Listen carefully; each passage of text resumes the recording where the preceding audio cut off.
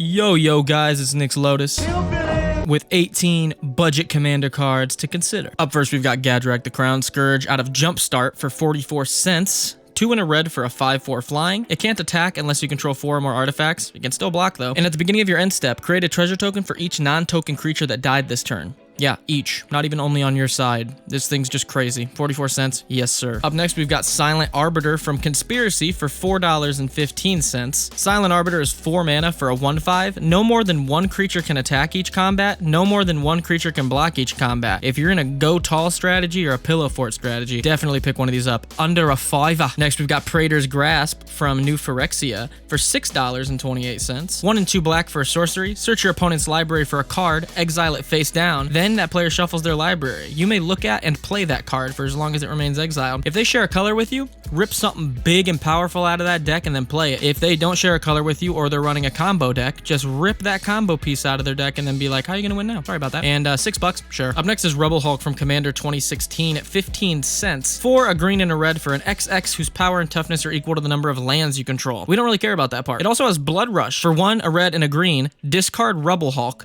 Target attacking creature gets +X/+X until end of turn, where X is the number of lands you control. Yes, this is instant speed. No, this cannot be countered by an average everyday counter spell. Put this in your Voltron deck. If you have access to Gruul, and you can Black Blade Reforge someone at instant speed in response to them taking it, because yes, in response to an opponent taking it, your creature's still attacking. And for 15 cents, yeah. Next, we got Runaway Steamkin from Guilds of Ravnica for 68 cents. This was a huge standard card, and then I read it and went, this seems really good in a bunch of commander decks. Runaway Steamkin is 1 in a red for a 1/1. Whenever you cast a red spell, if Runaway Steamkin has fewer than 3 +1/+1 counters on it, go ahead and get yourself something nice. Put a 1/1 counter up on there. And then you can remove 3 1/1 counters from Runaway Steamkin to add 3 red mana to your mana pool. I don't know if you're in a burn deck, my Magar of the Strings Kicker Storm deck is going to love this thing, because then I can just play more storm cards out of my hand, more kick cards after I smack face with all my spells. I think this definitely has a spot in Commander. 68 cents, why not try it out? Next, we got Shadrick's Silver Quill. This thing was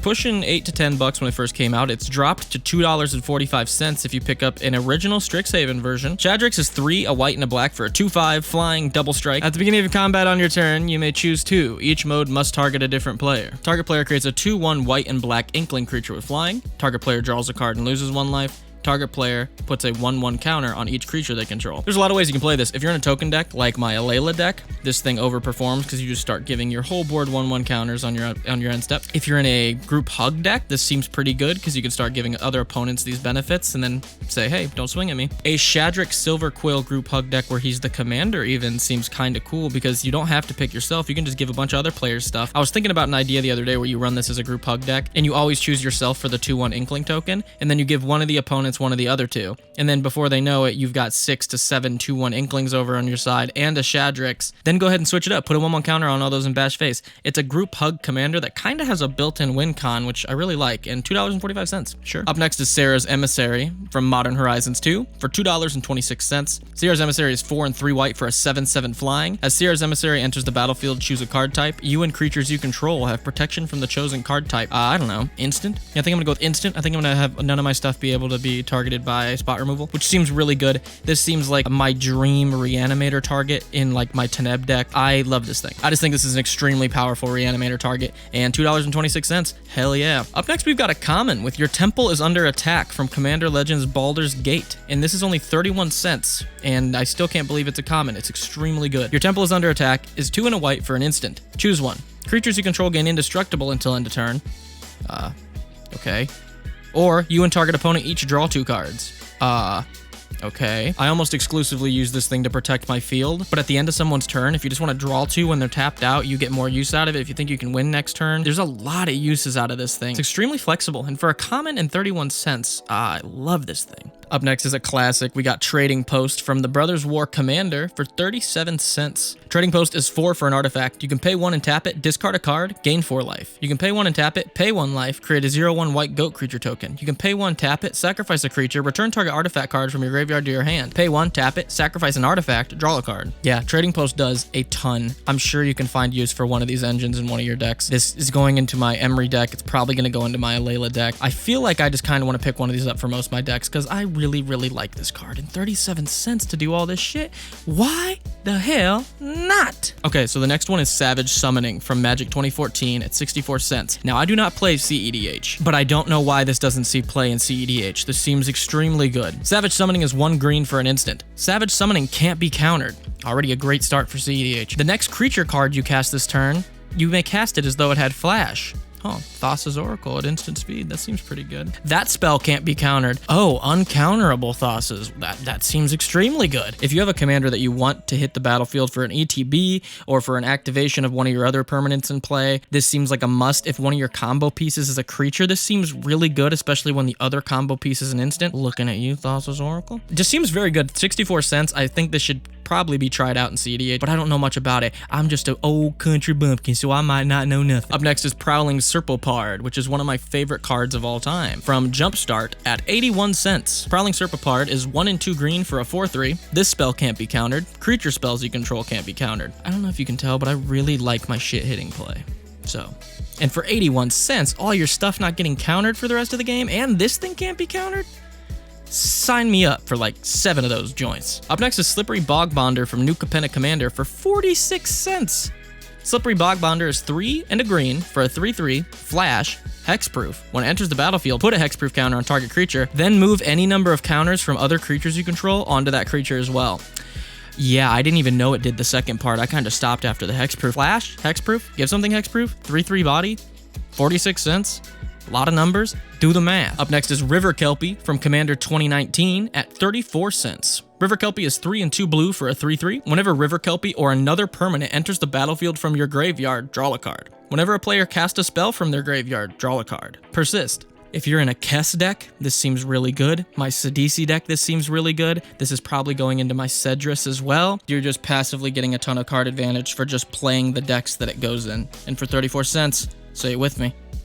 Why not? Up next is Fortune's Favor from Eldritch Moon for 12 cents. You can also get this dope-ass version for 33 cents, so yeah. Whichever one. Fortune's Favor is 3 and a blue for an instant. Target opponent looks at the top 4 cards of your library and separates them into a face-down pile and a face-up pile. Put one of those piles into your hand, the other one into your graveyard. Again, this is going in Emery, this is going in Sidisi, this is going in Cedrus. Anything you want cards hitting the graveyard. This seems fantastic. I know what you're saying. Just run Fact or Fiction. Just run both. You know? Just run fucking both. I think a lot of people know about Fact or Fiction. Fortune's Favor, on the other hand, I don't think yo ass had a clue. 12 cents? Sure. Up next, we got Whisper Steel Dagger from Zendikar Rising Commander for 17 cents. Whisper Steel Dagger is 2 and a black for an artifact equipment that equips for 3. Equipped creature gets +2/+0. Whenever equipped creature deals combat damage to a player, you may cast a creature spell from that player's graveyard this turn, and you may spend mana or mana of any color to cast it. This is going into my Alayla deck for sure. If you've got any kind of commander with evasion, I feel like there's kind of an argument to be made to run this. Especially if it's like a Voltron commander. Commanders that just guaranteed get through, like I said, Alayla, Flying Death Touch, probably going to get through, rip out creatures from people's graveyards. I'm cool with all that. Up next, we've got Kazul, Tyrant of the Cliffs from Commander Legends Battle for Baldur's Gate at 18 cents. Less than a quarter. Kazul, Tyrant of the Cliffs is 3 and 2 red for a 5/4. Whenever a creature an opponent controls attacks, if you're the defending player, create a 3/3 ogre creature token unless that controller pays 3. This is for each creature attacking, by the way. I get it. Trust me, I get it. They can remove this card. You have to wait for people to attack. But at worst, it's going to be a 1-for-1. You're going to play it, someone's going to counter it, someone's going to kill it. At worst, it's a 1-for-1. At best, you've got a token deck swinging at you with 10+ creatures that they have to pay 3 apiece for, or you start getting ogres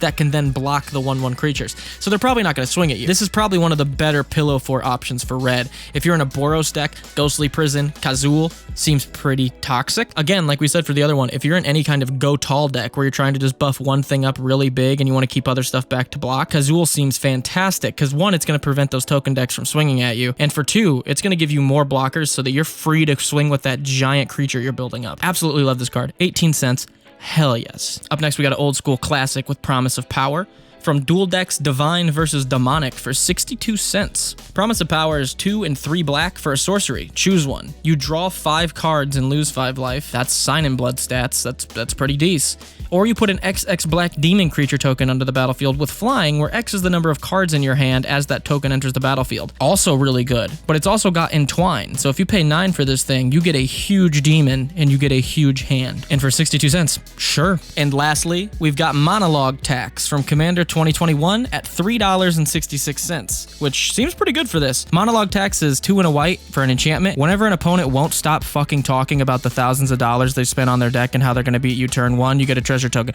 Oh wait, that's not what it says. Whenever an opponent casts their second spell each turn, you create a treasure token. There we go. Which seems pretty good. And for $3, I'd say, yeah, pick up that card for sure. All right, guys. Thanks for watching. Appreciate y'all. If you could like, subscribe, share, do all that shit. If you want to tell me how I'm wrong in the comments, please do. I always love that shit. And also keep in mind, I'm forcing you to buy all these cards and making you spend your money this way. All right. So keep that in mind. Have a good one. Have a great day and go play some Magic.